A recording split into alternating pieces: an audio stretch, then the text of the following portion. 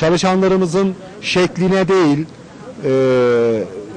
ne ürettiklerine bakalım. İnsanların başörtüsüyle değil, kafasının üzerindeki örtüyle değil, içine bakalım. Onu geliştirelim. Onunla ilgili ciddi adımlar atalım. Çünkü şimdi bir insan başörtüsünü niye takar? İnancı gereğidir. Şimdi siz bazı okullarda ve bazı derslerde başörtüsünü serbest bırakıyorsunuz ama aynı öğrenci tasdiknameyle bir başka okula gittiğinde ya da gitmek zorunda kaldığında hayır, orada başörtüsü evet serbest ama burada yasak diyorsunuz. Dolayısıyla biz memur sen olarak baştan beri şunu söylüyoruz. Yere ya da şartlara bağlı ya da işte bu özel anlamda da derslere bağlı özgürlük değil. Bireye her alanda özgürlük istiyoruz. Bu dayatmalardan bir an önce herkes vazgeçsin diyoruz. Çünkü doğru olan budur. Devlet Türkiye'de hala vatandaşı tanımlamaya devam ediyor. Oysa rahmetli Genel Başkanımız şunu söylüyordu. Devlet vatandaşını tanımlamaktan vazgeçsin. Sadece vatandaşını tanısın. Vatandaş ne giyeceğine, nasıl yaşayacağına, ne şekilde giyineceğine, eteğinin renginin ne olmasına kendisi karar verir zaten. Devletin böyle bir görevi asla olmamalı.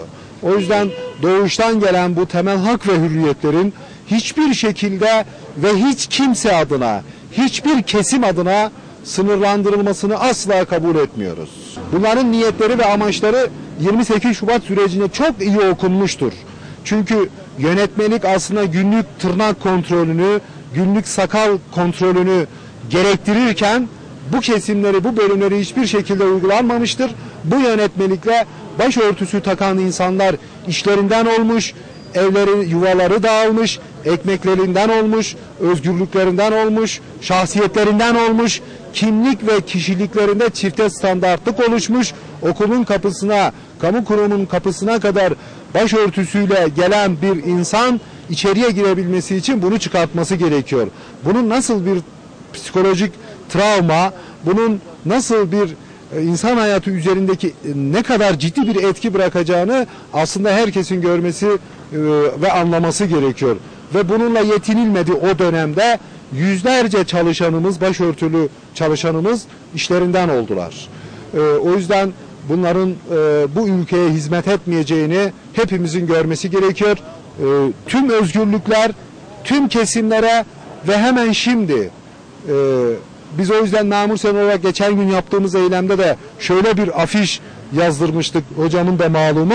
Eşitlik, adalet, özgürlük hemen şimdi. Ve tüm kesimlere uygulanmasını istiyoruz.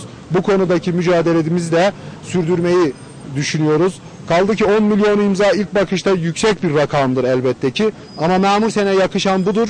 10 milyon imzayı mutlaka bulacağız ve bunu Cumhurbaşkanımıza, Başbakanımıza, Meclis Başkanımıza ve tüm sorumlu makamlardaki insanlara iletecek, bu sorunun mutlaka çözülmesi gerektiğini ifade edeceğiz. Ben o yüzden sizin aracılığınızla vatandaşlarımıza da seslenmek istiyorum. Bu imza kampanyasına mutlaka destek vermelerini istirham ediyorum. Yani benim bir imzamdan ne olur ki demeyelim lütfen. Biz zaten bugüne kadar hep bunu dedik, o yüzden olanlar oldu. Bir imza bizim için, özgürlük için çok kıymetlidir, çok değerlidir. Bunu lütfen özgürlüğümüz için esirgemeyelim. Mutlaka bu imzayı atalım. Bu konuda da hatta gayret gösterelim. Komşularımızı, esnafımızı, çalışanlarımızı, arkadaşlarımızı imza atmaya teşvik edelim. Sizin aracılığınızla da bu mesajı vermek istiyor. Teşekkür ediyor, saygılar sunuyorum.